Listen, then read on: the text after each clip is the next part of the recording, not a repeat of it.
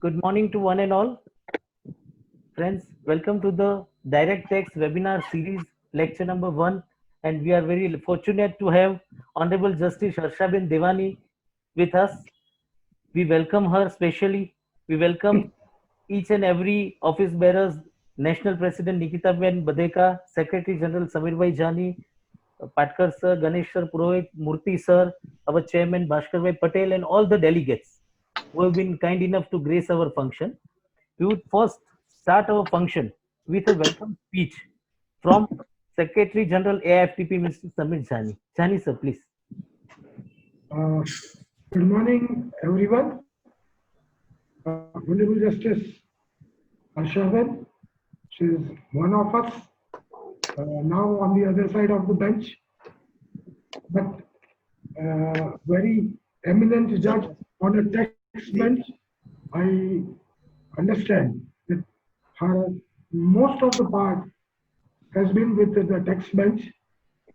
I had an experience of appearing before Honorable Justice in the case of All Gujarat Federation. We had filed a writ petition extending the time for audit, and she was so judicious, and after a lengthy hearing, she did grant us the relief.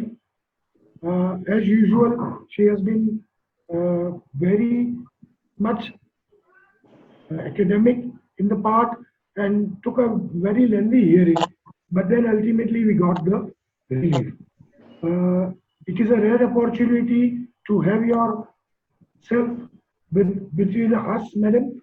We are, Honorable Justice, we are thankful to for being giving your consent to be with us.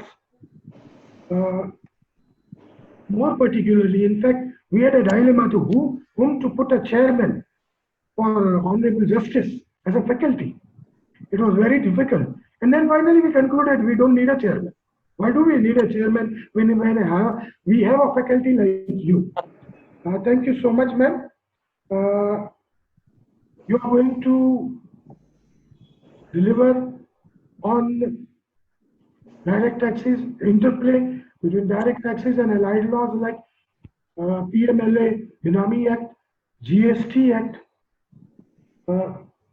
I, in particular, would wish, if your honor can, highlight on the implications of excess stock found during the course of survey vis-a-vis GST liability, or excess cash found vis-a-vis GST liability. Without wasting much of the participants' time, I welcome your honor, the national president, the past presidents. I'm thankful to the participants also, and I extend them the warm welcome. Thank you very much. Thank you, sir. Now I would request AIFTP West Zone Treasurer Sri Chintan Bhai Joshi to introduce our Honorable Justice. Sri Chintan Bhai, please. Thank you, Bhavya Bhai. Good morning, friends. I welcome all the participants on this web gathering in presence of Madam Nikita Badeka, President of AIFTP, all the past presidents of the AIFTP, Sri Samir Jani, Secretary General, AIFTP, Sri Bhaskar Bhai Patel, Chairman of the West Zone, AIFTP, and all the office bearers of the AIFTP. Today we have with us Honorable Justice Gujarat High Court, Harshaben Devani. She is graduated in the microbiology from MG Science College, Ahmedabad in 1979. Also did post-graduation in the microbiology from the University School of Science, Ahmedabad in 1981. She has studied the law from GLS Law College, Ahmedabad, and passed the third LLB examination in May 1992 and was enrolled as an advocate with the Bar Council of Gujarat in July 1992 and joined the Chamber of Advocate Krishnakant Vakharia, a senior advocate, and worked with him till March 1995. Then she had been appointed as a assistant government pleader in the March 1995 and as an additional public prosecutor in the year 2000 and worked with both the capacity till October 2004. As a AGP and PP, had handled the matters involving land laws, non-service and service writ petitions, criminal appeals, and vast variety of matters touching different subjects. Her moral excellence, analytical skills, and enable to have a master in constitutional, civil, and criminal matters. She has been elevated as an additional judge of the High Court of Gujarat on 8 October 2004 and was subsequently confirmed. After elevation as a judge, had the privilege to sitting on the text bench headed by the Justice D.A. Mehta for considerably long time. As a judge, handled the cases involving the wide variety of the subjects, both civil and criminal as well as the taxation matters. Ms. Devani has been retired with effect from 26th March 2020. With this word, I welcome a decent gentlewoman with a unique touch of humanity, Madam Harshaben Devani. Thank you. Thank you very much, Chintan bhai. Now I would request our today's chairperson and speaker, Honorable Justice Harshaben Devani, to take the floor, please. Thank you very much. Good morning, everyone. Good morning. Good morning. It is indeed a privilege to speak on the subject, and I'm grateful to the AIFTP West Zone for giving me this opportunity. While I can't claim to have much knowledge about these statutes, except maybe the Income Tax Act, I have taken this as an opportunity to study these enactments and acquaint myself with the provisions thereof. This talk is based on my reading of the provisions of the relevant statutes, whereas the information gathered regarding the methods of generation of black money is gathered from the Black Money Committee Report 2012. While the Income Tax Act is primarily an act to consolidate and amend law relating to income tax, a common thread running between the Black Money Act, Benami Transactions Act, and the Money Laundering Act is black money. These three acts have been enacted to curb the generation of black money and to recover the benefits of ill-gotten gains from the persons possessing black money.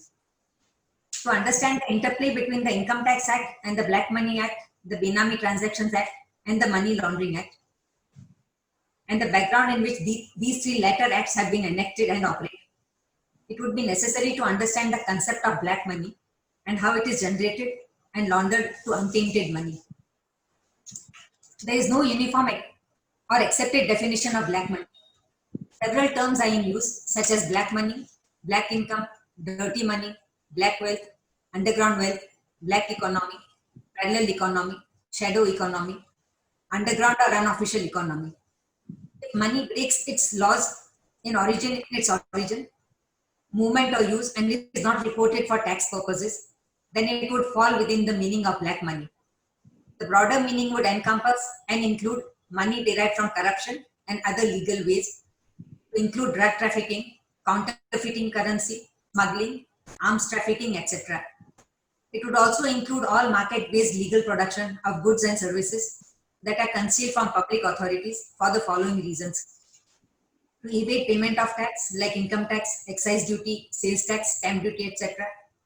To evade payment of other statutory contributions, to evade minimum wages, working hours and safety standards, etc. And to evade complying with laws and administrative procedures. There are three sources of black money: crime, corruption, and business. The criminal component of black money would normally include proceeds from a range of activities, including racketeering, trafficking in counterfeit and contraband goods, forgery, securities fraud, embezzlement, sexual exploitation and prostitution, drug money, bank frauds, and illegal trade in arms. The corruption component of such money would stem from bribery and theft by those holding public office, such as by grant of business, bribes to alter land use, or to regularize unauthorized construction, leakages from government social spending programs, seed money to circumvent or fast-track procedures, black marketing of price control services, etc. The commercial limb of black money usually results from tax evasion by attempting to hide transactions and any audit trail relating thereto, leading to evasion of one or more taxes. The main reason for such black economy is underreporting revenues, receipts, production, inflating expenses, not correctly reporting workers employed to avoid statutory obligations for their welfare. Opening the economy permits all kinds of contracts, particularly for allocation of scarce resources, such as mineral and spectrum, which in the absence of transparent rules and procedures for licenses and non-compliance of contractual obligations of the persons concerned, leads to increased generation of black money. In all the three forms of black money, criminal, corrupt, and commercial, subterfuges are created which include false documentation, sham transactions, Benami entities, mispricing, and collusion. This is often done by layering transactions to hide their origin. The main method of generation of black money remains suppression of receipts and inflation of expenditure. The suppression would be over a range of businesses and industrial activities, which are covered by what may be called primary enactments like the Central Excise Act, the state sales tax laws, GST laws, entertainment tax, luxury tax acts, etc., to regulate sale receipts, actual production, charging amount in excess of statutory amounts, etc. The primary and fundamental reason for suppression of receipts or values is to lower the incidence of tax. Therefore, the Income Tax Act becomes a secondary act. What is hidden from the state authorities cannot be shown for the purpose of income tax, as such hidden element is already part of the black economy. However, as manipulation of income is not always possible by suppression of receipts, taxpayers may try to inflate expenses by obtaining bogus or inflated invoices from bill masters who make bogus vouchers and create nominal commission. Similarly, there are other categories of small operators who provide accommodation entries by accepting cash in lieu of check, demand draft, given as loans, advances, share capital, etc., and thereby launder large sums of money at minuscule commissions. Land and real estate are possibly the most important class of assets used for investment of black money. As immovable properties are not usually comparable, valuations are different. This imparts flexibility to the valuation process and makes it an ideal investment for black money. As an asset class, both black and white savings are utilized for investment in land and real estate, which provides hedge against inflation, apart from a profitable alternative for investment for black savings. The cancerous growth of corruption at every stage of interface of the public with officials by way of commissions on mega projects, bets on mega purchases abroad, leakages in public spending were all a matter of serious concern. Financial Action Task Force defines trade-based money laundering as the process of disguising the proceeds of crime and moving value through use of trade transactions in an attempt to legitimize their illicit origins. In simpler terms, trade-based money laundering is the process of transferring, moving money through trade transactions. In practice, this can be achieved through misrepresentation of price, quantity or quality of imports or exports. The basic techniques of trade-based money laundering include over-invoicing and under-invoicing of goods and services, multiple invoicing of goods and services, overshipment and undershipment of goods and services, or even phantom shipment, where no goods are shipped at all, but the exporter colludes with an importer to ensure that all shipping and customs documents associated therewith are routinely processed. Falsely described goods and services, misuse of export promotion schemes also lead to generation and flow of black money. Fake Indian currency notes, drug trafficking, arms deal, and other illegal activities thrive on black money. These activities, by their very nature, are clandestine and can operate only through use of black money. Evasion of service tax, misuse of senate, etc., also generate black money. India is a member of the Financial Action Task Force, an intergovernmental body which develops and promotes policies to protect the global financial system against money laundering and financing of terrorism. As the sources of generation of black money and the forms it takes vary, there can be no single or omnibus law to deal with the menace. The legal framework against black money generation and its control is accordingly dispersed in penal laws, economic laws, tax laws, and various regulatory mechanisms, and the concomitant administrative machinery to enforce these laws and regulations. Insofar as the Income Tax Act is concerned, various safeguards and other provisions have been made to ensure that no taxable income escapes the tax net. Section 139 thereof casts an obligation on the person specified thereunder to furnish a return of his total income in the prescribed manner. In both such authorities as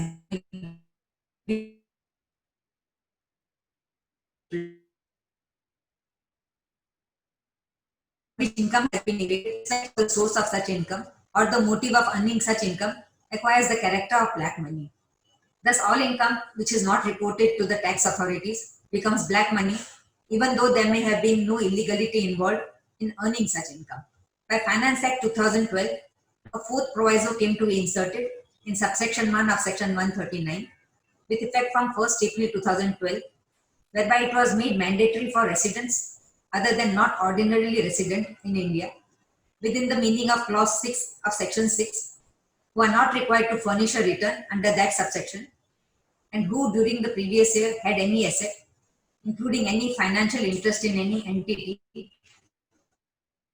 located outside India or on the due date, a return is income or loss for the previous year in such form and verified in such manner and setting forth such particulars as may be prescribed. Thus, with effect from 1st April 2012, an obligation was cast upon a resident other than not ordinarily resident in India to disclose any asset held by him in any location outside India. The Income Tax Act also contains various provisions for detecting undisclosed income and assets. Section 131 thereof bears the heading Power regarding discovery, production of evidence, etc., and vests in the income tax authorities specified therein the same powers as are vested in a court under the Code of Civil Procedure 1908 when trying a suit in respect of the following matters, namely discovery and inspection, enforcing the attendance of any person, including any officer of a banking company, and examining him on oath, compelling the production of books of account and other documents, and issuing commissions. Section 132 makes provision for search and seizure, and the powers thereunder include the power to seize books, documents, cash, jewelry, other valuables, etc., and retention of the same for a certain period of time. Section 133 vests in the authorities the power to requisition information from third parties. Section 133A makes provision for survey at business premises for inspecting books of accounts, tallying stocks, verification of cash, etc. Section 133B provides for collection of information from taxpayers. There are penal provisions for non-disclosure of taxable income to deter assessees from suppressing the income. Chapter 21 of the Income Tax Act provides for monetary penalties at different rates for various defaults such as concealment of income, failure to comply with statutory notices, file tax returns, sign statements, maintain retain books of account or documents, deduct, collect taxes at source, etc. The maximum penalty prescribed is 300% of the tax sought to be evaded. Chapter 22 of the Income Tax provides for prosecutions against various offences such as willful evasion of tax, failure to furnish tax returns or produce accounts, documents, falsification of accounts, false statement in affidavit, failure to deduct and deposit taxes, etc. The maximum sentence is 7 years rigorous imprisonment with fine. There are provisions under the undisclosed or unexplained. There are provisions under which undisclosed and unexplained income can be added to the total income of the assessee. Clause 10 has been introduced in subsection 2 of section 56 of the Income Tax Act, which provides that where any person receives in any previous year from any person or persons on or after the first day of April 2017 any sum of money without consideration, the aggregate value of which exceeds 50,000 rupees, the whole of the aggregate value of such sum, any immovable property without consideration, the stamp value of which exceeds 50,000 rupees, the stamp duty value of such property. For a consideration, the stamp duty value of such property as exceeds such consideration, if the amount of such excess is more than the higher of the following amounts, namely the amount of 50,000 rupees and the amount equal to 5% of the consideration. Any property other than immovable property without consideration, the aggregate fair market value of which exceeds 50,000 rupees, the whole of the aggregate fair market value of such property. For a consideration which is less than aggregate fair market value of the property by any amount exceeding 50,000 rupees, the aggregate fair market value of such property as exceeds such consideration shall be chargeable to income tax under the head income from other sources. The proviso thereto calls out exceptions where such sum of money or any property has been received from any relative or on the occasion of the marriage of an individual, etc. Thus, where any amount of money more than exceeding 50,000 rupees is received by any person, or any property valued at more than rupees 50,000 is received without consideration or received with consideration, but the difference between the consideration so paid and the value of the property is more than rupees 50,000, such difference is considered to be the income from other sources of such person. Section 68 of the Income Tax Act provides for charging unexplained cash credit to income tax as the income of the SSC. Section 69 provides for the value of unexplained investments may be deemed to be the income of the SSC for the financial year preceding the assessment year in which the investment is made. Section 69 capital A, if an SSC is found to be owner of any money, bullion, jewelry or other valuable article which is not recorded in the books of account and which is not explained by him to be deemed to be the income of the SSC. If the SSC does not disclose fully the amount of investments in the books of accounts, the excess amount may be deemed to be his income if he cannot explain the same. Where the SSC incurs any expenditure or part thereof and is not able to explain the source thereof, to the extent the expenditure is unexplained, the same shall be deemed to be his income. There is a common modus operandi adopted by many private companies for introduction of black money. That is by way of share application money, share capital or unsecured loan. The idle share application money is just like unsecured loan but without interest.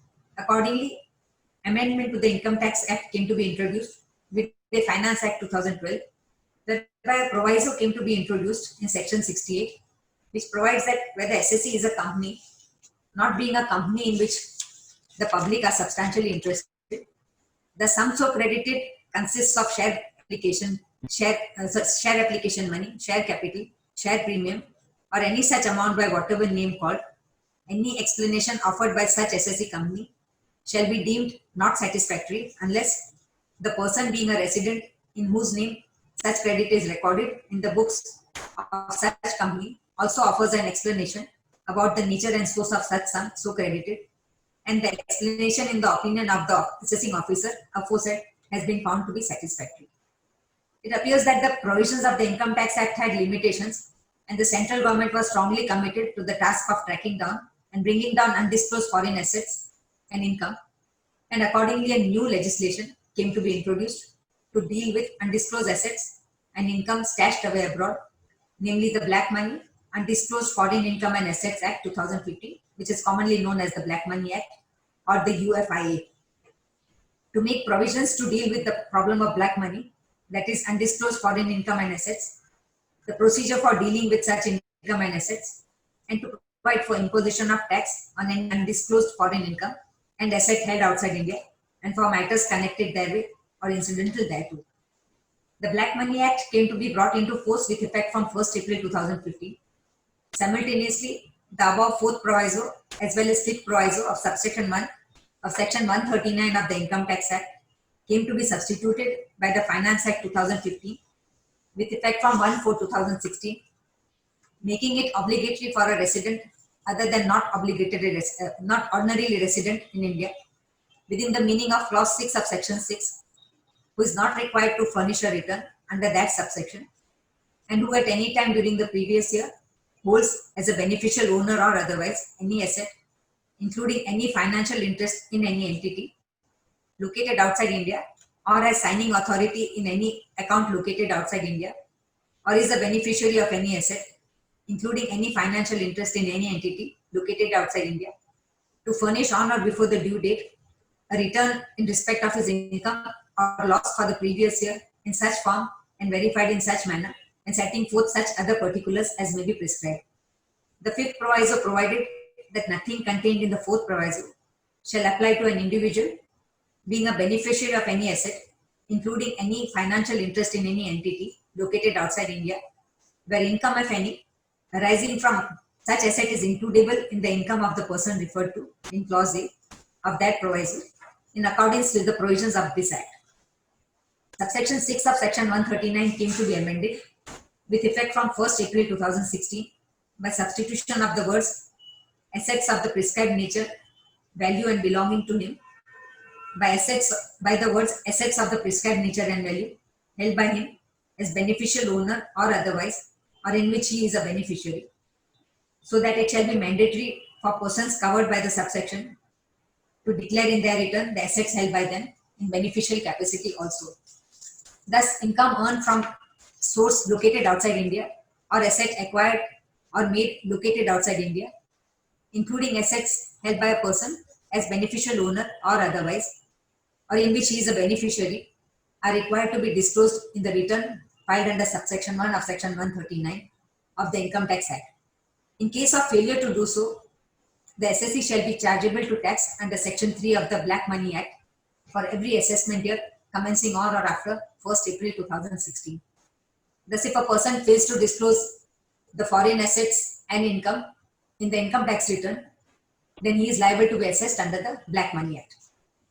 Under section 4 of the Black Money Act, the undisclosed foreign asset of any person of any previous year of an assessee is chargeable to tax provided therein. However, section 59 of that gives an opportunity to the assessee to disclose the undisclosed income and asset within the window provided therein. Therefore, a notification is issued by the central government providing for the time within which a declaration has to be made under section 59. And if an assessee, except a person specified under section 71, avails the benefit of section 59, the other provisions of chapter 6 relating to tax compliance of foreign income and assets are attracted, and such person would be liable to pay tax under section 60 of that act at 30% of the value of such undisclosed asset and penalty at the rate of 100% of such tax, namely 30% of the value of the undisclosed asset. The assessee is also entitled to the benefit of the provisions of section 64 of the Black Money Act, namely undisclosed foreign asset declared shall not be included in the total income of the under the Income Tax Act, and section 67, which provides that declaration made under section 59 shall not be admissible as evidence against the declarant as provided thereunder. However, if a person does not take the benefit of section 59 of the Black Money Act, the assessing officer, upon receipt of information from any income tax authority under the Income Tax Act or any other authority, issues a notice to the assessee under section 10 of that act and make assessment or reassessment of such undisclosed foreign income or asset for the relevant financial years. Section 5 of the Black Money Act provides for computation of total undisclosed foreign income and asset, and lays down that in computing the total undisclosed foreign income and asset of any previous year of an assessee, no deduction in respect of any expenditure or allowance or set-off of any loss shall be allowed to the assessee, whether or not it is allowable in accordance with the provisions of the Income Tax Act.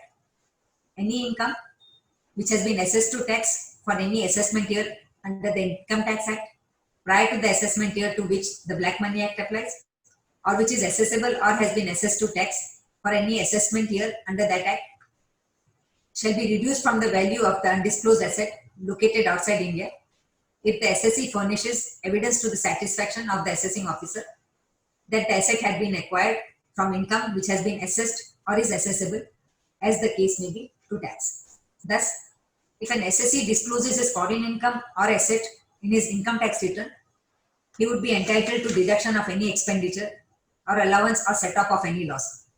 However, if he is assessed for the very same income or asset under the Black Money Act, he is not entitled for any such deduction.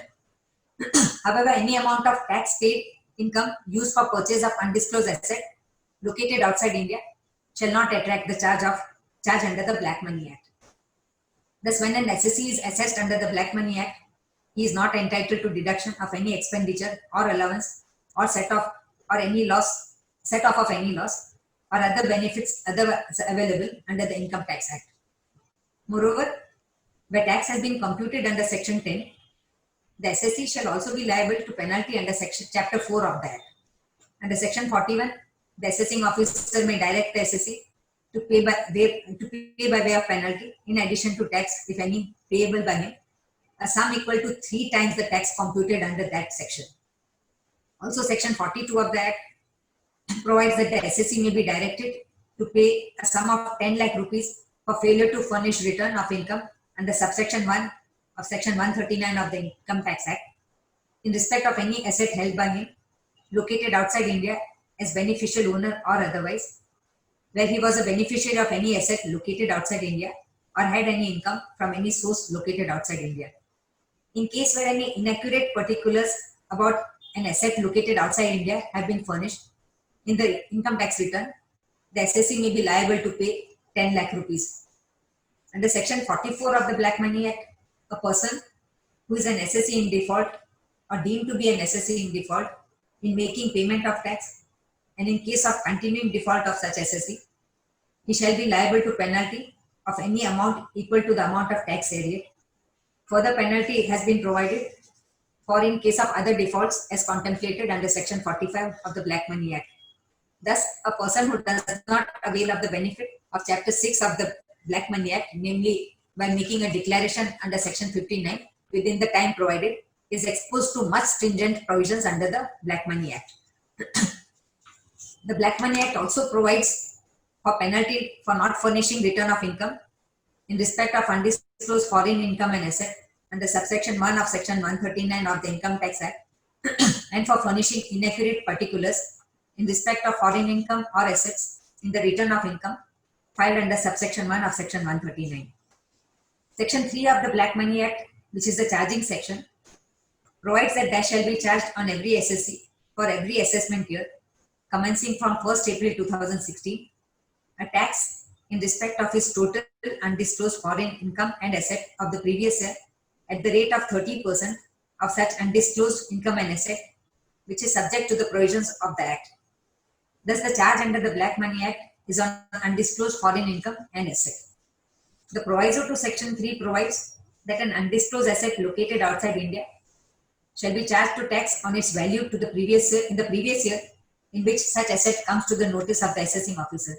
Thus, though the property may have been purchased for a much lesser amount in the year in which it was acquired, the same shall be assessed on its value as in the previous year, in respect of which the notice has been issued by the assessing officer.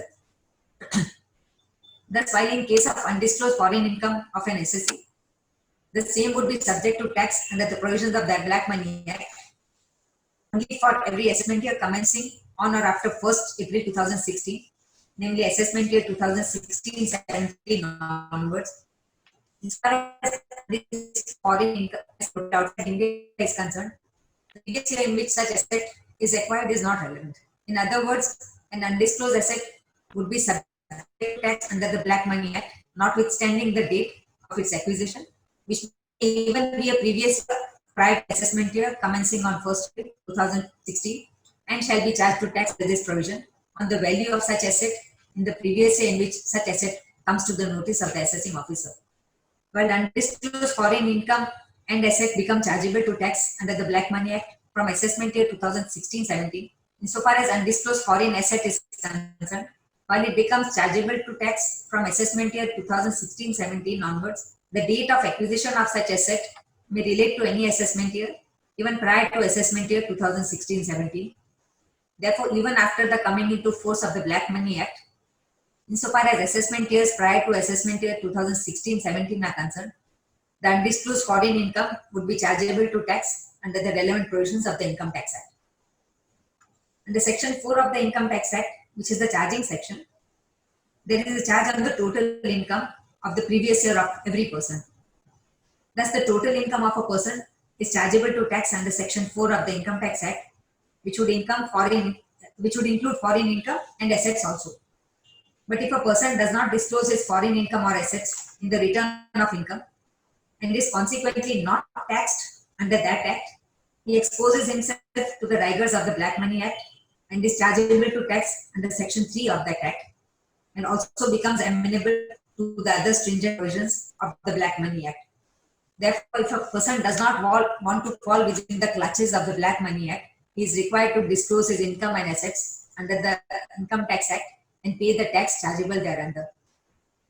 The second proviso to Section 147 of the Income Tax Act provides that nothing contained in the first proviso to Section 147 shall apply in case where any income in relation to any asset, including financial interest in any entity located outside India, chargeable to tax has escaped assessment for any assessment year.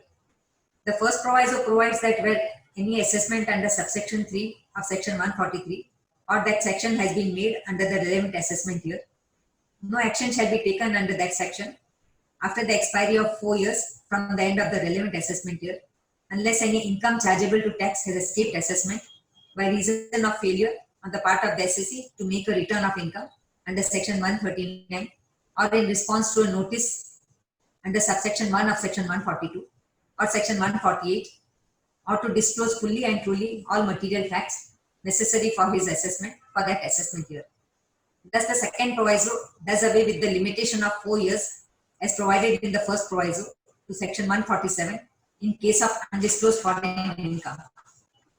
Section 149 1C of the Income Tax Act provides that no notice under section 148 shall be issued for the relevant assessment year if 4 years but not more than 16 years have elapsed from the end of the relevant assessment year, unless the income in relation to any asset, including financial interest in any entity located outside India, chargeable to tax has escaped assessment.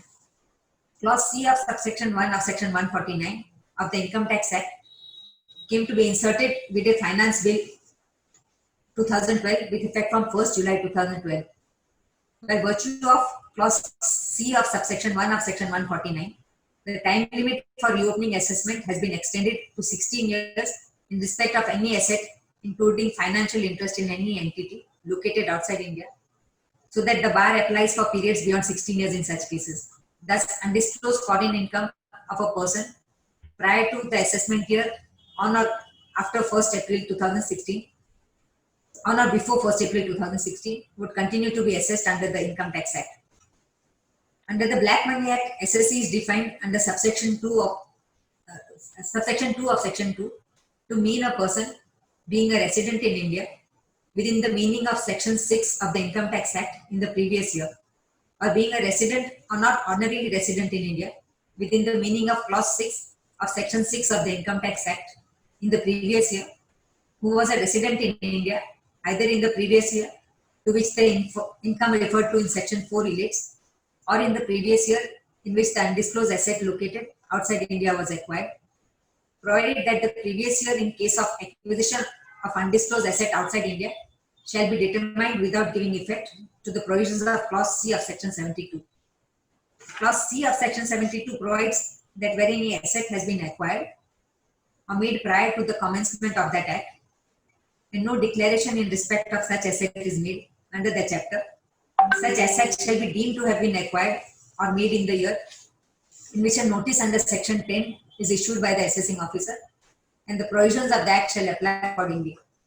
Thus, in case where no declaration as contemplated in chapter 6, namely compliance for undisclosed foreign income and assets, has been made by virtue of a deeming fiction contained in clause C of section 72, such asset is deemed to have been acquired or made in the year in which a notice under section 10 is issued. Thus, the person who is a resident in India or a non-resident or not ordinarily resident, who in the previous year in which he was a resident of India had acquired foreign income or acquired any assets located outside India and had failed to disclose them under the Income Tax Act, he is an SSE under the Black Money Act. Thus, the provisions of the Black Money Act and the Income Tax Act appear to be inextricably linked with each other. Moreover, the authorities under the Act, under both the Acts, are the same. In an effort to check further generation and use of black money, around the same time as the enactment of the Black Money Act, certain amendments came to be made in the Benami Transactions Act, which is an act to prohibit Benami transactions and the right to recover property held Benami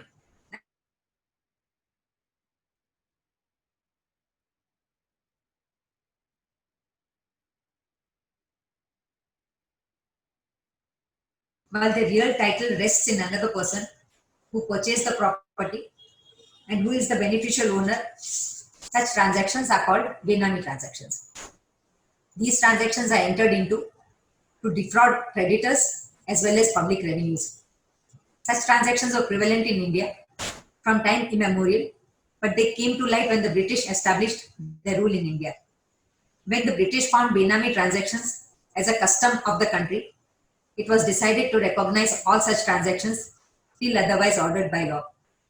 The Indian Trusts Act Whereas Section 81 and 82 give recognition to the practice of Benami transaction. In the implementation of the Income Tax Act, it was found that many persons entered into Benami transactions to distance themselves from real transactions. Therefore, in 1976, the Parliament introduced Section 281 capital A of the Income Tax Act, which bears the heading Effect of Failure to Furnish Information in Respect of Property Held Benami, and provided that no suit to enforce any right in respect of any property held Benami, whether against the person in whose name the property is held or against any person, shall be instituted in any court by or on behalf of a person referred to as the claimant, claiming to be the real owner of such property, unless notice in the prescribed form and containing the prescribed particulars in respect of the property has been given by the claimant within a period of 1 year from the date of acquisition of the property to the Chief Commissioner or Commissioner. The object of this insertion was to curb the widespread practice of Benami holding of property with a view to tax evasion by debarring the real owner from enforcing his claim to such property in a court of law unless he had declared the income from that property or the property itself for the purposes of income tax and wealth tax, or had given notice of his claim to the property to the income tax authorities. But since Section 281 of the Income Tax Act did not stop Benami transactions and the resultant repercussions, Parliament enacted the Benami Transactions Prohibition Act 1988. The Benami Transactions Prohibition Act was enacted to prohibit Benami transactions and the right to recover property held Benami. The said Act inter alia provided that all the properties held Benami shall be subject to acquisition by such property in such manner and after following such procedure as may be prescribed. No amount shall be payable for acquisition of any property held Benami. The purchase of property by any person in the name of his wife or unmarried daughter for their benefit would not be a Benami transaction. Securities held by a depository as registered owner under the Depositories Act 1966 or participant as agent of a depository would not be a Benami transaction. But it was found that the provisions of the aforesaid Act were inadequate to deal with Benami transactions, as the Act did not contain any specific provision for vesting of confiscated property with the central government, did not have any provision for an appellate mechanism against any action taken by authorities under the Act while barring jurisdiction of civil court, conferred the powers of civil court upon the authorities for its implementation, and did not provide for adequate enabling rule-making powers. With a view to remove these inadequacies, the Benami Transactions Prohibition Amendment Act 2016 came to be enacted, which prohibits Benami transactions and provides for confiscating Benami properties, amends the definition of Benami transactions, provides for establishing of adjudicating authorities and an appellate tribunal to deal with Benami transactions, and specifies the penalty for entering into Benami transactions. As per the amended definition, a Benami transaction is a transaction or arrangement, 1, where the property is held by or transferred to a person, but the consideration for such property has been provided or paid by another person, and the property is held for the immediate or future benefit, direct or indirect, of the person who has provided the consideration, which is subject to the exceptions provided therein. 2, the transaction is made in a fictitious name. 3, the owner of the property is not aware, or if he denies knowledge of such ownership. 4, the person providing the consideration is not traceable or is fictitious. Benamidar is a person or a fictitious person in whose name the Benami property is transferred or held and includes a person who lends his name. Clause 26 of Section 2 of the Benami Transaction Acts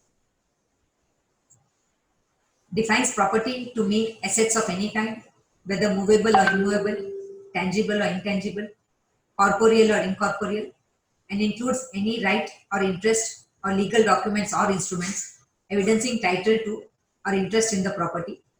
And where the property is capable of conversion into some other form, then the property is converted, then the property in the converted form, and also includes proceeds from such property. Thus, the definition of property is very expansive and is very wide in its amplitude.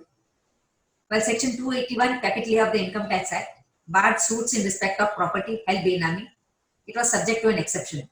Namely, if notice in the prescribed form in respect of the property was given to the claimant, given by the claimant to the commissioner within 1 year from the date of acquisition. However, Section 4 of the Benami Transaction Act totally bars suits in respect of Benami property.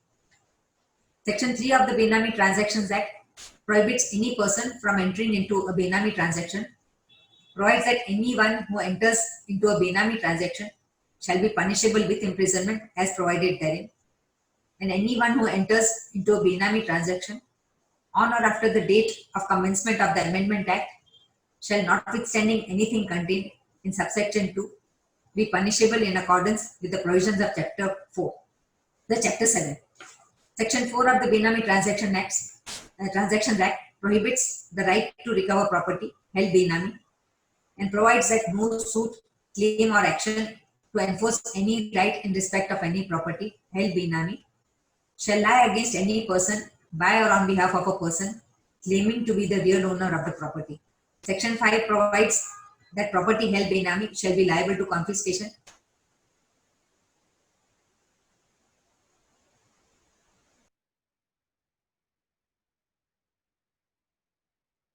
provides that the consequence of such retransfer is that the transaction of such property shall be deemed to be null and void. Under Section 20 of the Benami Transactions Act, certain officers are required to assist the authorities in the enforcement of the Act, which includes income tax authorities appointed under subsection 1 of Section 117 of the Income Tax Act.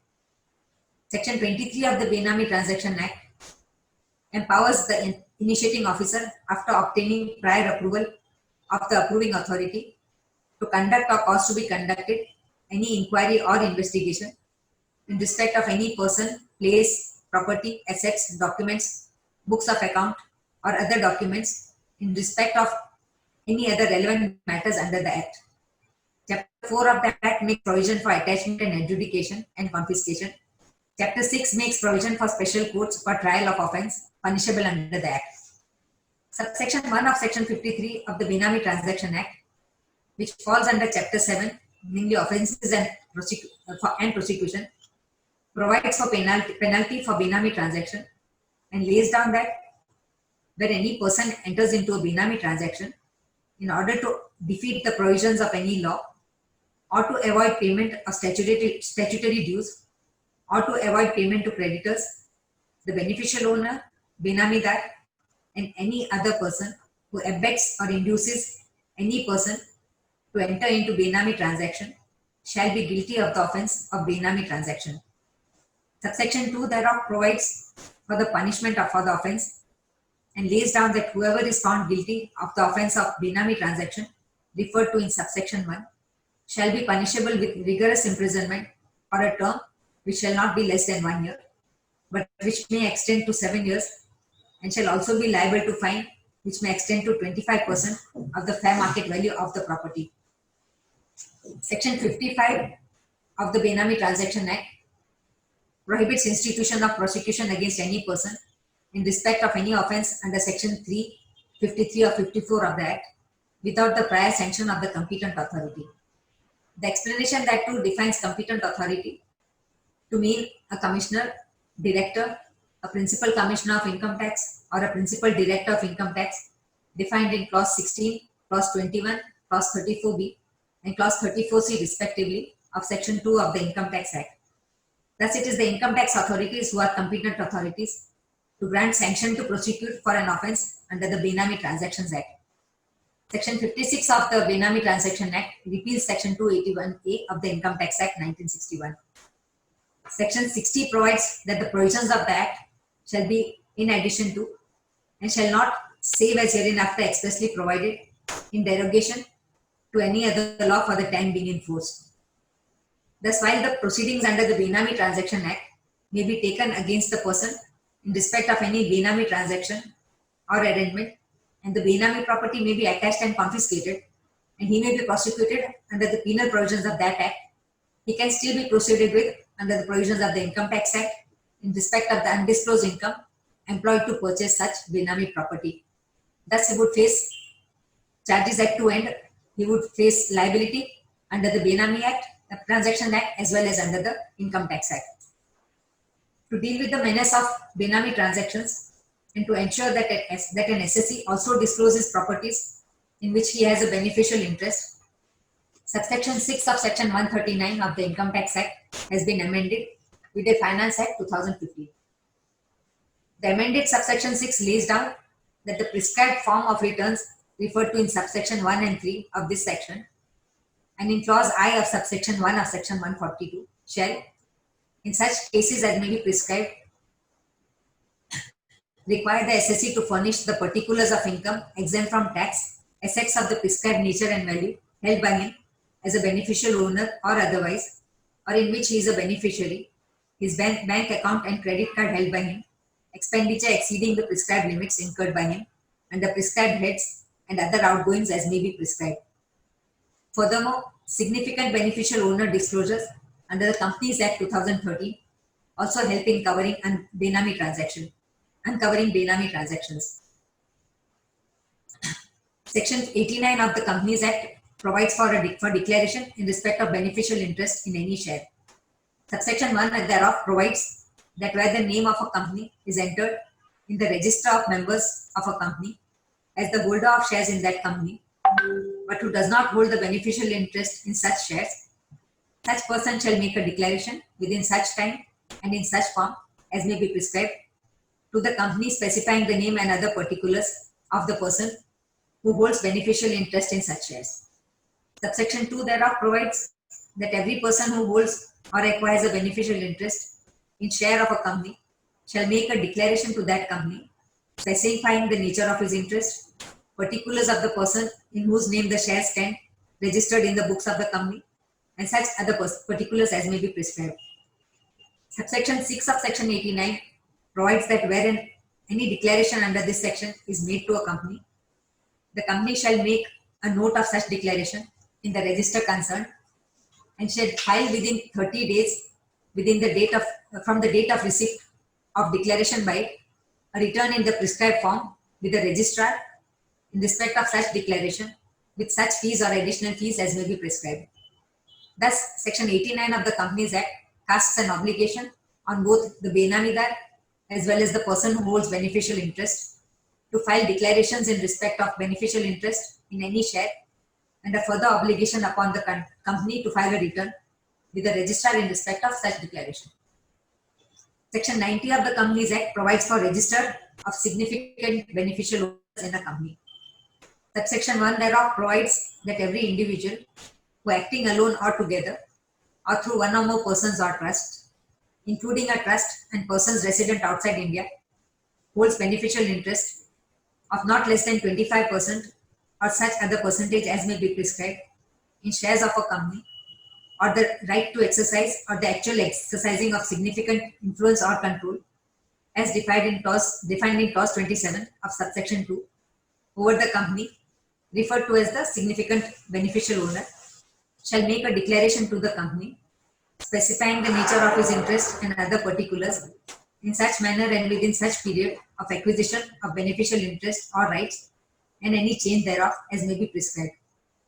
Subsection 2 thereof provides that every company shall maintain a register of the interest declared by individuals under subsection 1 and changes therein, which shall include the name of individual, his date of birth, address, details of ownership in the company, and such other details as may be prescribed.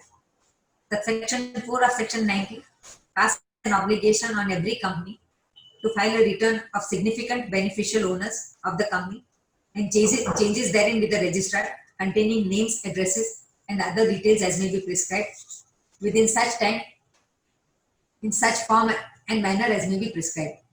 Subsection 10 provides that if any person fails to make a declaration as required under subsection 1, he shall be punishable with fine, which shall not be less than 1 lakh rupees and which may extend to 10 lakh rupees, and where the failure is a continuing one, with a further fine which may extend to 1,000 rupees for every day after the first during which the failure continues. Subsection 12 provides that if any person willfully furnishes any false or incorrect information or suppresses any material information of which he is aware in the declaration made under this section, he shall be liable to action under section 447. The Prevention of Money Laundering Act 2002 seeks to prevent money laundering, which in plain terms means preventing legitimizing of the money earned through illegal and criminal activities by investments in movable and immovable properties. The need for a law on the subject has been the focus of the governments world over in recent times, and that of the United Nations also, because the scourge of money laundering has threatened to wreck the foundations of the states and even undermine their sovereignty. The terrorist outfits and smuggling gangs have been depending on money laundering to finance their operations, and it is known that money for such operations are arranged through laundering. Many such illegal outfits have set up ostensible legal front organizations.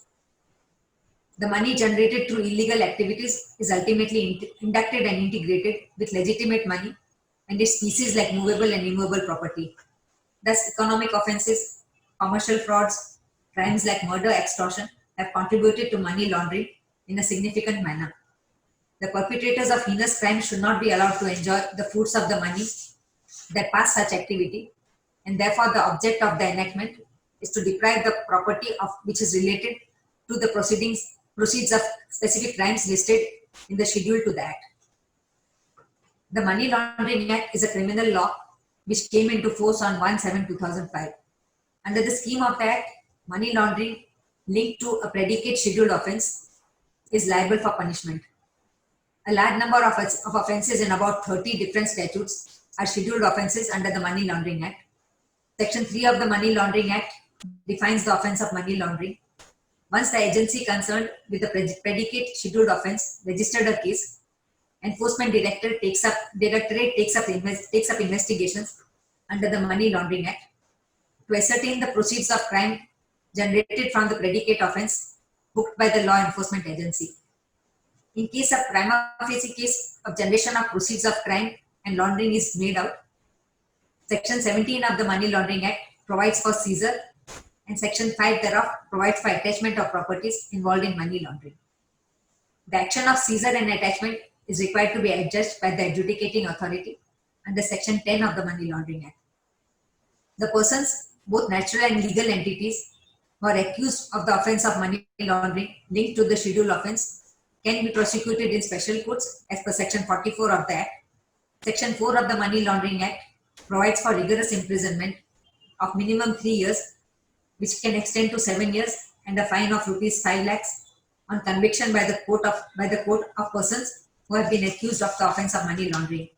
The conviction can extend to 10 years if the offence of money laundering is linked to narcotic trafficking.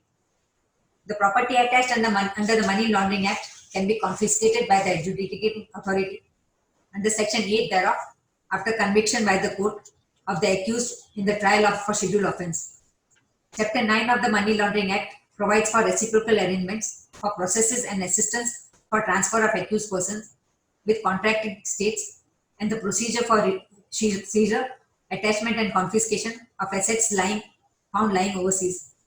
India has signed mutual legal assistance treaties with 42 countries for cooperation in criminal matters, and the Home Ministry is the designated central authority for the country for it. The Home Ministry has taken steps to enhance and streamline the process of international mutual assistance in criminal matters.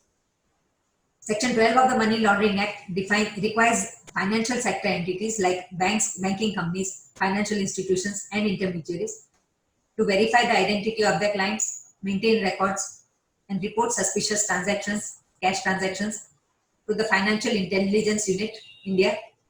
The Director of Financial Intelligence Unit is empowered to conduct inquiry and impose sanctions against financial sector entities for non-compliance with Section 12. Financial Intelligence Unit India conducts analysis of information received under the Money Laundering Act and in appropriate cases disseminates information of relevant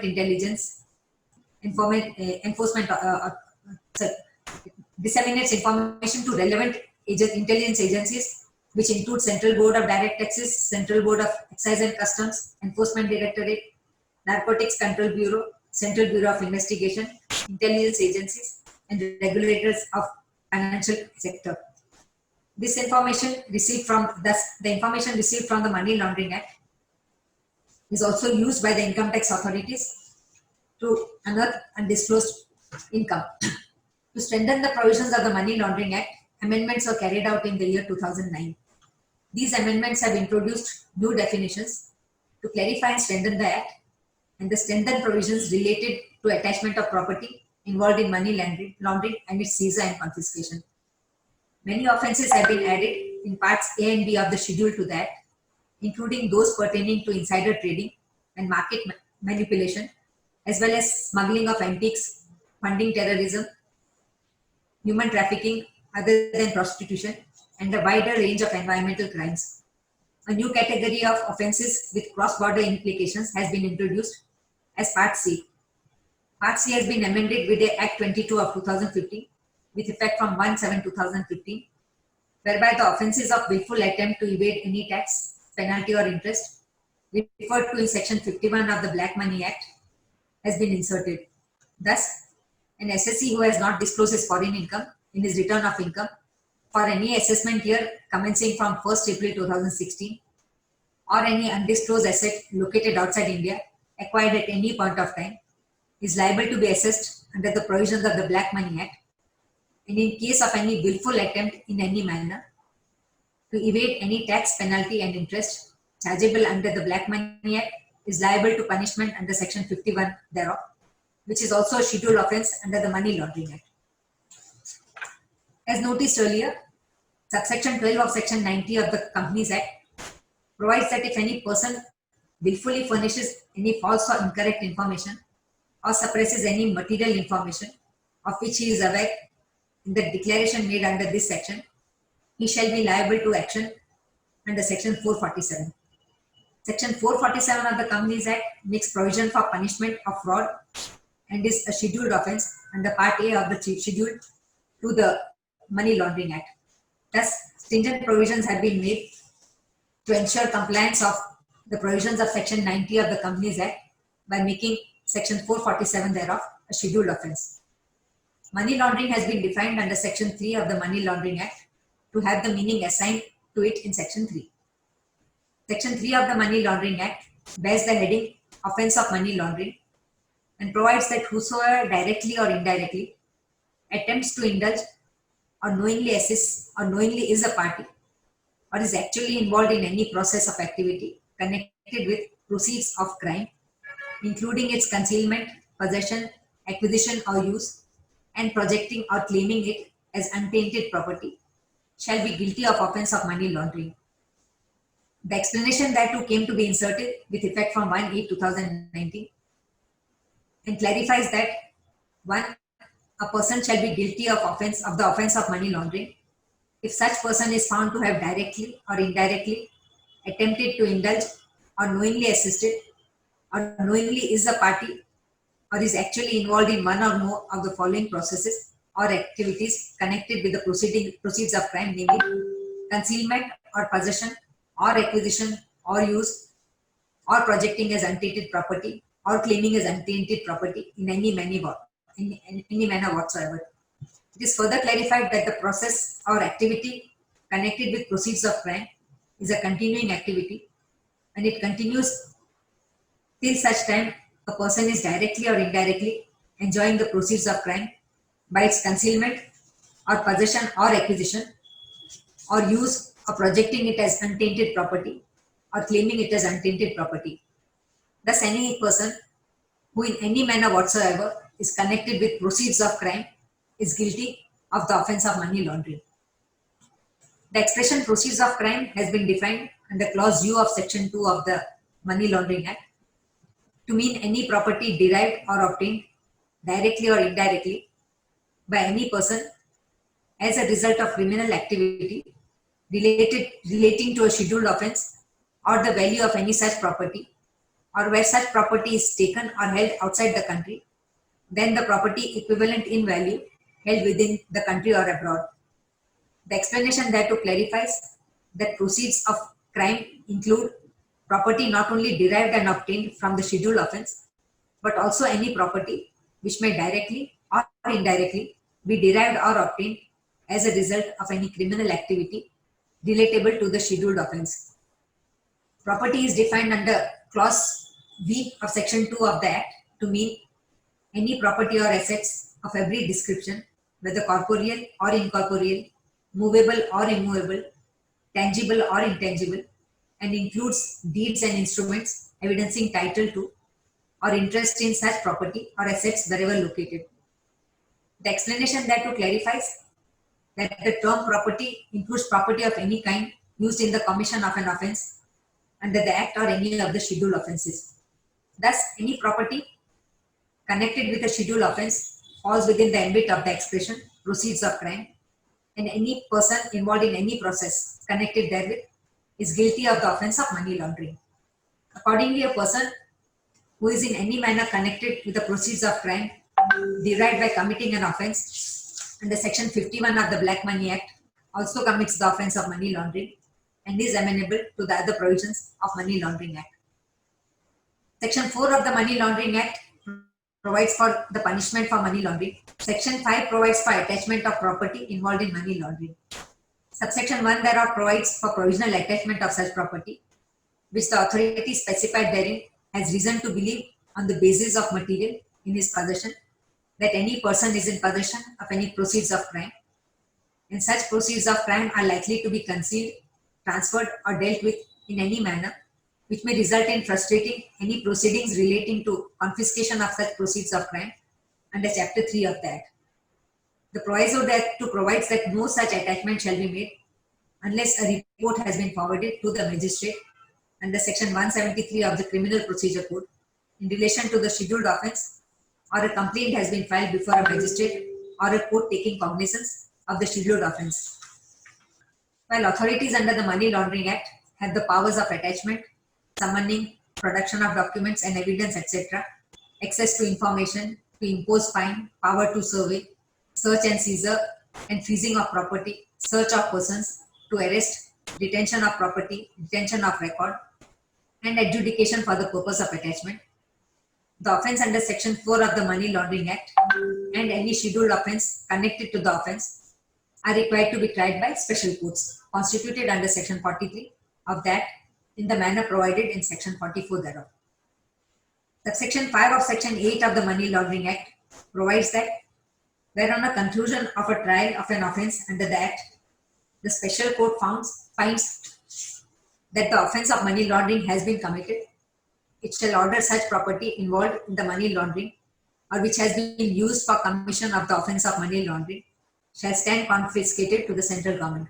Thus, any property involved in money laundering or which has been used in the commission of the offence of money laundering would be confiscated to the central government.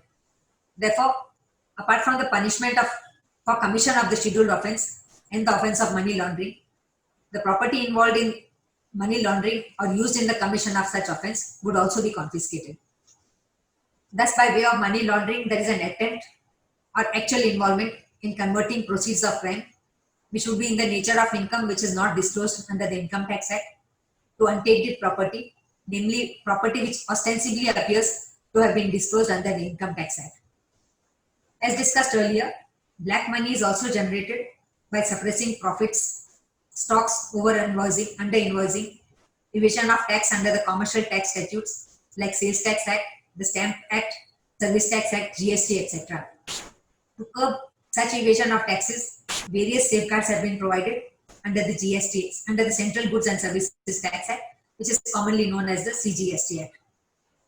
Section 22 of the CGST Act provides that every supplier shall be liable to be registered under the Act in the state or union territory other than special category of states from where he makes a taxable supply of goods or services or both if his aggregate turnover in the financial year exceeds 25 lakhs. Section 51 of the CGST Act makes provision for deduction of tax at source, whereby a department of the central government or state government or local authority or governmental agencies or such persons or categories of persons as may be notified who are referred to as deductors to deduct tax at the rate of 1% from the payment made or credited to the supplier, who is called a deductee of taxable services or both, where the total value of such supply under contract exceeds 2,50,000 rupees. At this juncture, before proceeding to the relevant provisions of the CGST Act, it would be necessary to refer to Section 139, capital AA of the Income Tax Act, which provides for quoting Aadhaar number in the application for allotment of permanent account number as well as in the return of income. It further provides that every person who has been allotted permanent account number as on 1st day of July 2017 and who is eligible to obtain Aadhaar number shall intimate his Aadhaar number to such authority in such form and such manner as may be prescribed on or before a date to be notified by the central government in the official gazette. The proviso thereto provides that in case of failure to intimate the Aadhaar number, the permanent account number allotted to such person shall be deemed to be invalid and the other provisions of the Act shall apply as if the person has not applied for allotment of permanent account number. To understand the significance of linking permanent account number with Aadhaar number, it may be germane to refer to the following extract of the decision of the Supreme Court in Binoy Viswam versus Union of India 2017 7 SCC 59, wherein the court in the context of section 139 AA of the Income Tax Act observed thus. Every cursory look at the aforesaid provision makes it clear that in the application forms for allotment of permanent account number as well as in the income tax returns, the SSC is obliged to quote Aadhaar number. This is necessitated on any such applications for PAN or return of income on or after 1/7/2017, which means from that date quoting of Aadhaar number for the aforesaid purposes becomes essential. Proviso to subsection 1 gives relaxation from quoting Aadhaar number to those persons who do not possess Aadhaar number but have already applied for issuance of Aadhaar card. In their cases, the enrollment ID of Aadhaar application form is to be quoted. It would mean that those who would not be possessing Aadhaar card as on 1/7/2017 may have to necessarily apply for enrollment of Aadhaar before 1/7/2017. The effect of this provision thus is that every person who desires to obtain PAN card or who is an SSC has to necessarily enroll for Aadhaar. It makes obtaining of Aadhaar card compulsory for those persons who are income tax SSCs. Proviso to subsection 2 of section 139 AA of the Act stipulates the consequences of failure to intimate the Aadhaar number. In those cases, PAN allotted to such persons would become invalid not only from 1/7/2017 but from its inception, as the deeming provision in this proviso mentions that PAN would be invalid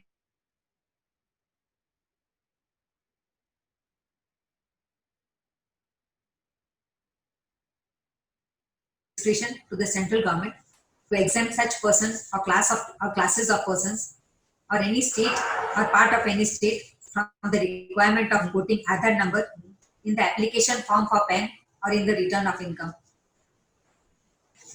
Mr. Rohtgi further thereafter read extensively from the counter affidavit filed on behalf of the Union of India, detailing the rationale and objective behind introduction of section 139 AA of the Act. He submitted that the provision aims to achieve inter alia the following objectives. This provision was introduced to tackle the problem of multiple PAN cards to same individuals, and PAN cards in the name of fictitious individuals are common medium of money laundering, tax evasion, creation and channeling of black money. PAN numbers in name of firm or fictitious persons as directors or shareholders are used to create layers of shell companies through which the aforesaid activities are done. A deduplication exercise was done in the year 2006 and a large number of PAN numbers were found to be duplicate. The problem of some persons fraudulently obtaining multiple PANs and using them for making illegal transactions still exists. Overall, 11.35 lakh cases of duplicate PAN, fraudulent PAN have been detected and accordingly, such PANs have been deleted, deactivated. Out of this, around 10.52 lakh cases pertain to individual SSCs.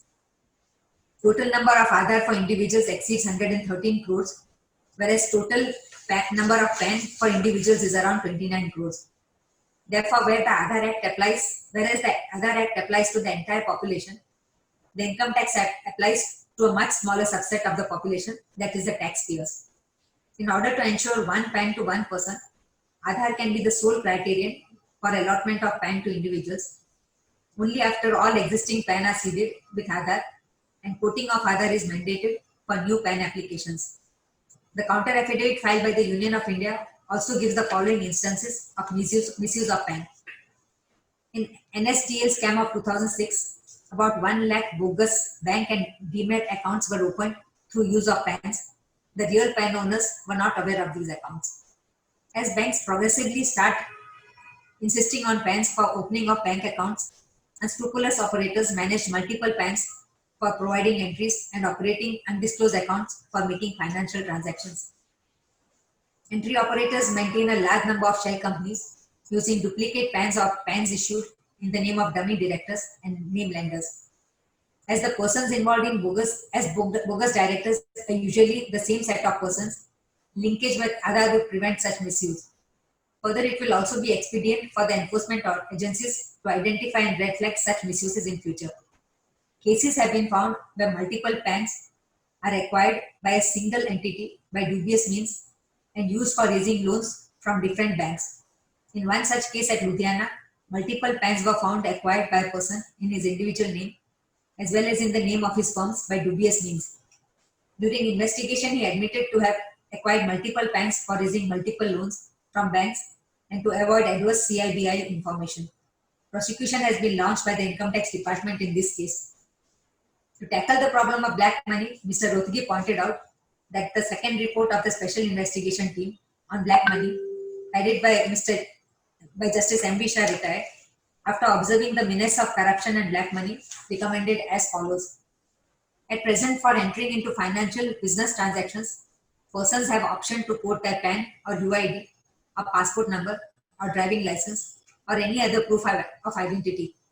However, there is no mechanism, system at present to connect the data available with each of these independent proofs as ID. It is suggested that these databases be interconnected.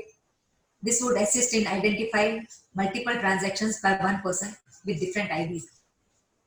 The SIT in its third report has recommended the establishment of a central KYC registry. The rationale of the SIT recommendations was to prove a verifiable and authenticable identity for all individuals, and Aadhaar provides a mechanism to serve that purpose in a federated architecture without aggregating all the information at one place.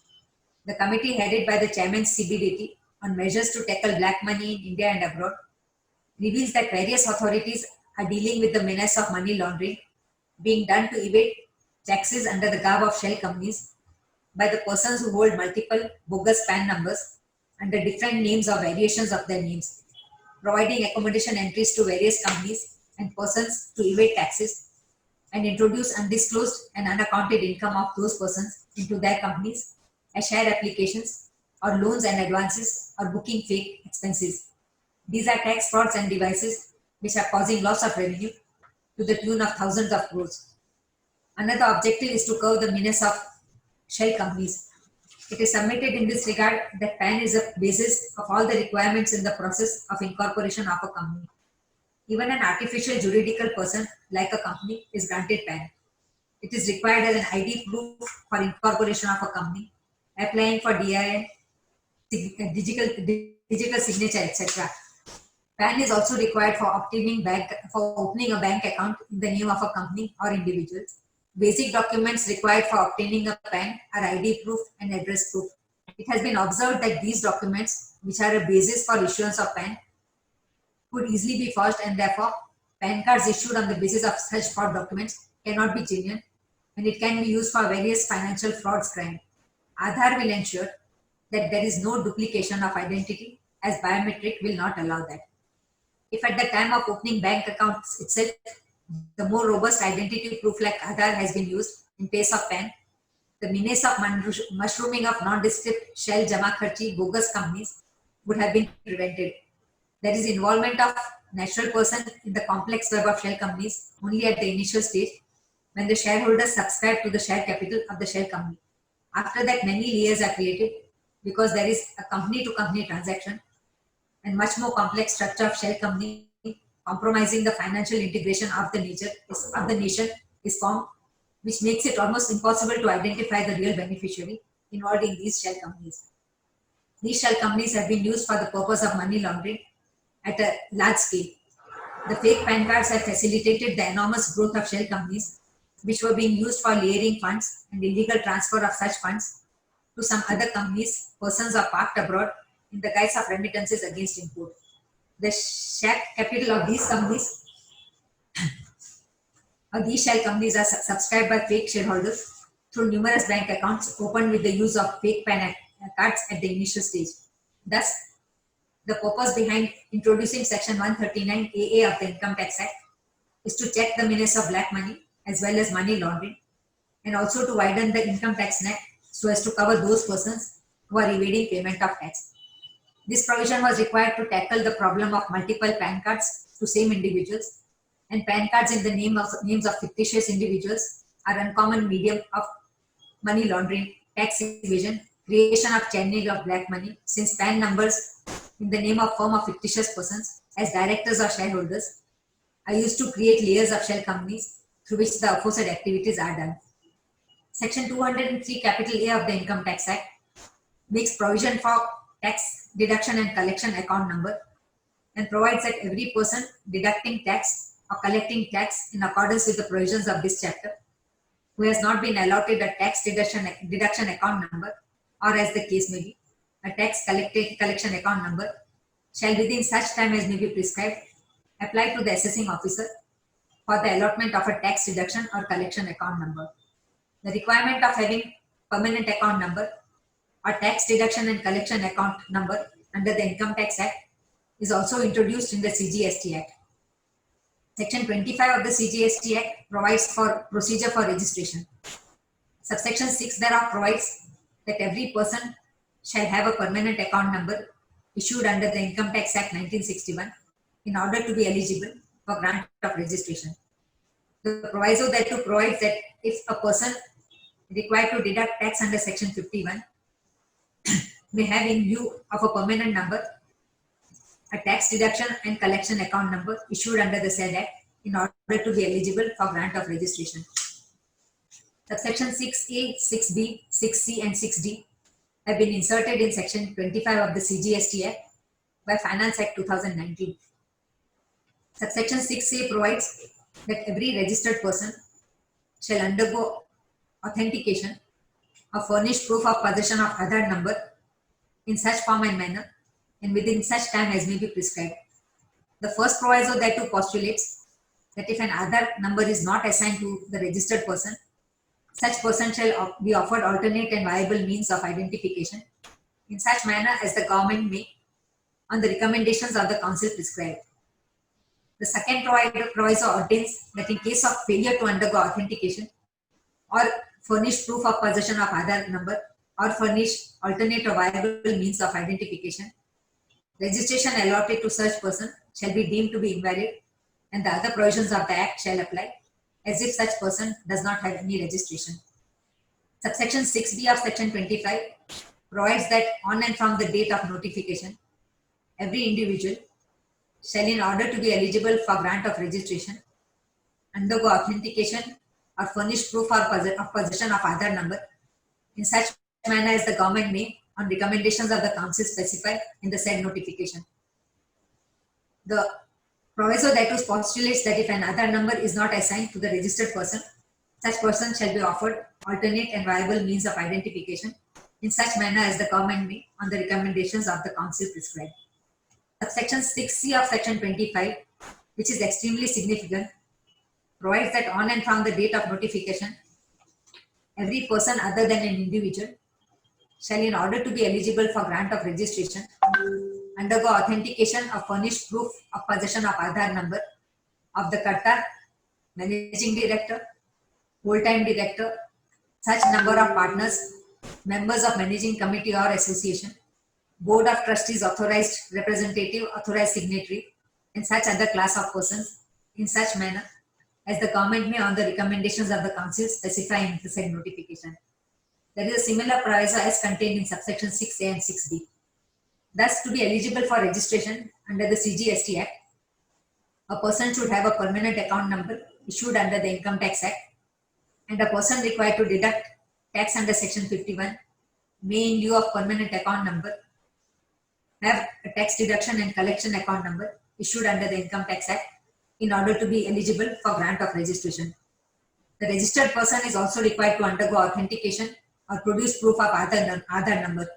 In case of HUF companies, trust, association of persons, etc., the Karta, managing director, member of committee, partner, etc., as the case may be, is required to undergo authentication or produce proof of Aadhaar number. Section 16 of the CGST Act provides the eligibility conditions for taking input tax credit and provides that every registered person shall subject to such conditions and restrictions as may be prescribed and in such manner specified in section 49 be entitled to take credit of input tax charged on any supply of goods or services or both to him which are used or intended to be used in the course of or furtherance of his business, and the said amount shall be credited to the electronic credit ledger of such person. Subsection 3 thereof provides that where the registered person has claimed depreciation on the tax component of the cost of capital goods and plant and machinery under the provisions of the Income Tax Act, the input tax credit on the said tax component shall not be allowed. Thus, a person is not entitled to avail the benefit of both depreciation on the tax component of capital goods and plant and machinery under the Income Tax Act, as well as input tax credit on such tax component.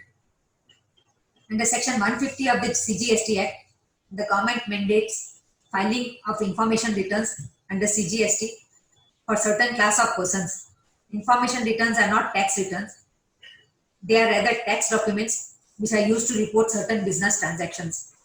The information returns under the goods and services tax are required to be filed only by a certain class of persons as defined in the Act. If any person out of the one stated below is responsible for maintaining any of the following, he would be required to file an information under GST. Registration records, statement of accounts, periodic returns, details of tax payment, other details of the transaction of goods or services, transactions relating to bank account, transactions relating to consumption of electricity, transactions of purchases, transactions of sales, exchange of goods or property, right or interest in property. Any income tax authority also falls within the class of persons obligated to file information returns. After the implementation of the goods and services tax laws, the GST officers now have a database of income tax assessees, and the income tax officers have the benefits of the facts and figures reported under the GST law. Information sharing is made quite easy. The government has launched GST with a dedicated digital system called GST Network, otherwise known as GSTN, to manage all the GST related things online from a single portal. This also makes it simple for businesses to maintain proper tax records and calculate the tax liability correctly. Income tax department can also easily figure out the tax liability of a particular person or business by comparing their returns for the details of total turnover to find out any discrepancy and catch tax evaders. In view of the fact that PAN-based registration has been made mandatory, the value of total turnover reported in all the returns under the GST, whether it is CGST or SGST, will be reported to the Income Tax Department by the GSTN. After implementation of the GST law, it is quite likely that there will be a huge fall in the tax evasion.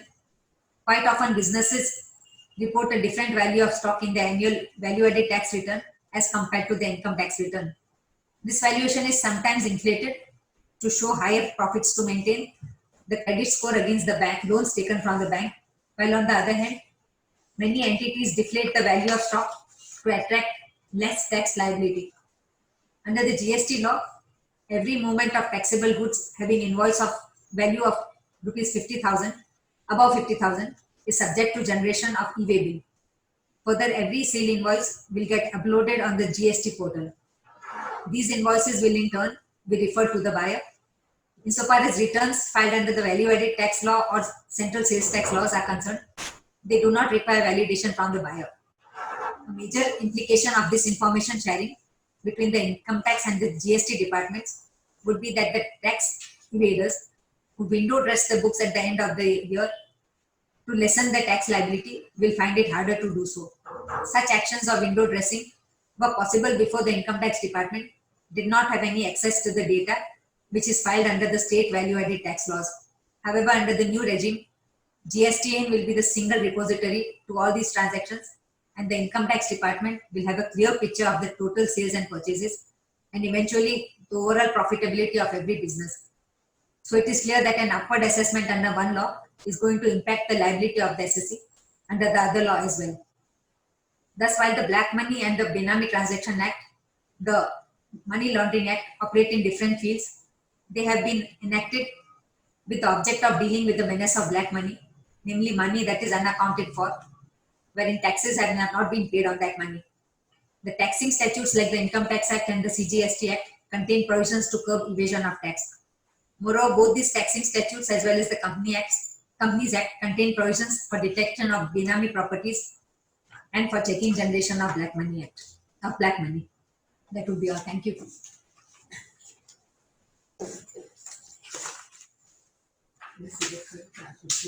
Thank you, madam. Madam, now there are some questions in the chat box. If time permits, can we take the questions, please? The first question is, are you asking? Yeah. Yes. Okay.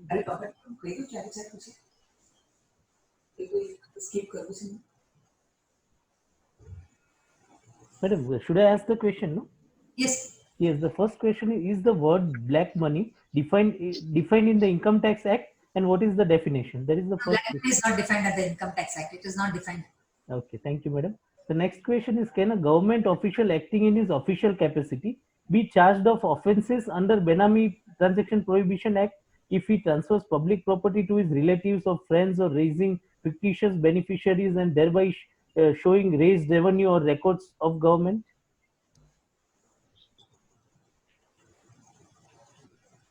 If a government officer is transferred, He will be charged with offence under Benami if he transfers public property to his friends.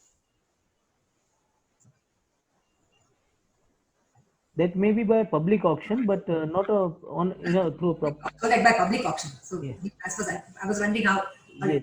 So if he transfers public auction to his friends and by raising, yes, certainly he can. If proper investigation is carried out by the concerned authorities and they find out that the auction is rigged and that actually it is the the government official who is the beneficiary, because the friends and relatives would be merely Benamidars.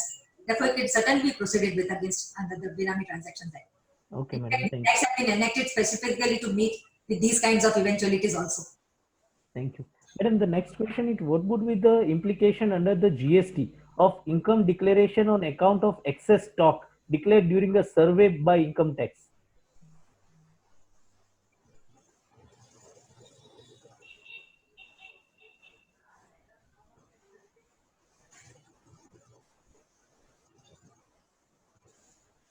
If under the GST Act, if the concerned SSC supplier has not declared the excess stock, and if that is found out during the course of Income Tax Act, necessary action would be taken against him under the GST Act for suppression of stock. May I supplement it? Yes, please do it. Okay, it is something like that. I have been surveyed today under Income Tax Act, and excess stock has been found, Yes. which does not pertain to the year under consideration. Yes. It's not clear whether it is for this year or for accumulation is there. Would there be a liability for GST for earlier years? See, they cannot be directly immediate. I mean, liability. There would be an inquiry. It would be required to examine as to which year the excess stock belongs. It can't be just any excess stock. Just because the income tax authorities find excess stock does not mean that an addition can be made under the GST Act. A proper inquiry has to be made to find out. And if there is an explanation coming forth, then there would be no liability under the GST Act. Thank you. Thank you, madam. The next question: property purchased by a son in the name of parents, whether it amounts to Benami transaction under Section 9, not when the joint name is not there, whole consideration is paid by the sum. If it is treated Benami, whether it may be treated as gift to parents? Actually, under the Act, it's only the unmarried daughters and the wife who are exempted. But if he has purchased property in the name of his parents and he has disclosed the source of income, just buying in the name of parents would not be sufficient. Then it would still be a Benami property transaction, unless he has disclosed the income as well as the purchase of the asset to the income tax authorities, that I have purchased this property from my income in the name of my parents. In that case, he would not be liable. He can purchase in the name of his parents, but provided it is disclosed to the authorities concerned, the asset as well as the source of income for buying the asset. At least that is my impression. Yes. May I supplement, madam? Yes. Yeah, the Benami Act provides Yes. that unless the parents are made as a co-purchaser, Yes. it will be treated as Benami property. That is a different aspect that he is able to explain the source. Yes. So that's what I said, that under the Benami Act, That is different. the property purchased in the name of the wife and the unmarried daughter, which does not fall within the scope of the. Unmarried daughter situation is different. But in case of son, if the funds are coming from the son Yes. and property is purchased exclusively in the name of parents, Yes. and son is not one of the parties of purchaser, then Yes. it will be treated as Benami purchase. It would And be. this is probably with the intention Yes. that any of the government officials or any officials who are in a position to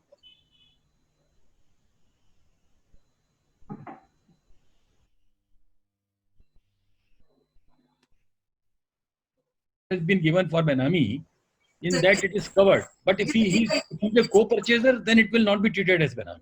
You're right. Absolutely. Yes, ma'am. Ma'am, should I continue? There are one or two questions, one raised and Yes. if time permits, or Yes.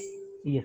Ma'am, the next question raised in the chat box is that whether the amendments made to the prohibition of Benami Property Transaction 8 as amended by the Benami Transaction Prohibition Amendment Act 2016 have Yes. retrospective effect, sorry. Just 1 minute. Retrospective effect in which manner? From the year when the original act was passed. Just 1 minute. Which is Fact, in what Admin. context? Because the definition of Benami transaction, see, it would apply to any property which is there, which is Benami.